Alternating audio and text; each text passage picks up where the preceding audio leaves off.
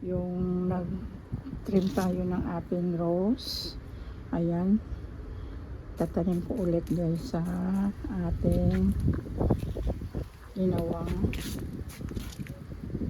paso. Ayan, yan yung ano, yan yung mga sako-sako ng mga sako na antes itatapon natin, gawin natin taniman ng halaman.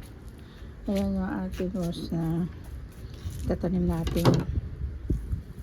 Sayang tatapon, baka sa paano mabuhay, diba? Magtanim tayo ng magtanim. Ayan yung mga papatubuin kong carrots. Ayan, ay carrots, yung ano, patatas. Ayan, tubo yan. Ayan naman yung ating mga bagong tanim.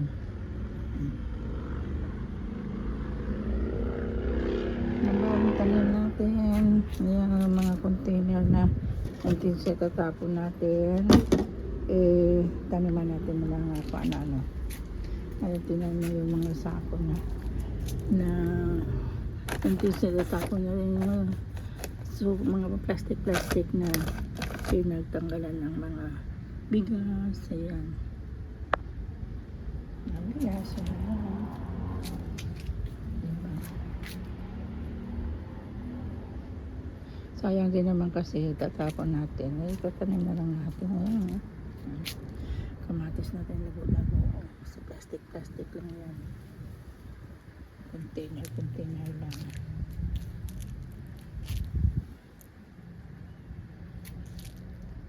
Ating mga luya.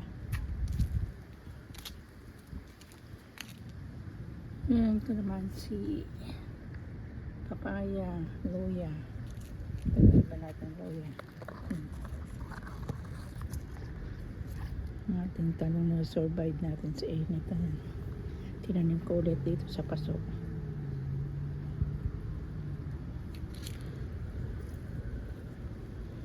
Kasi sobrang namatay na talaga lahat ng mga ano halos. Pero isusurvive natin yan, baka sakaling pagdating ng winter mabubuhay sila ulit. Mga sibuyas kong lalaki namatay lahat.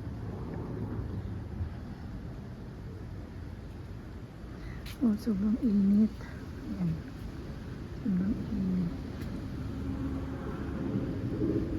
Kahit lagyan ko pang ng net, sa sobrang init hindi pa rin obra. Yung kalabasa kong dalawang klase doon namatay. Ito naman yung bagong tanim natin. Ayan, ang bilis na laki. Pero ano siya, piyat siya, payat.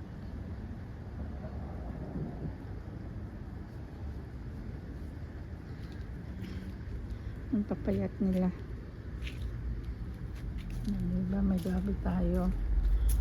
Nasunog na rin ito, kaya lang nung nilipat ko sila dito sa paso, nabuhay ulit po yung tanglad natin ang lago.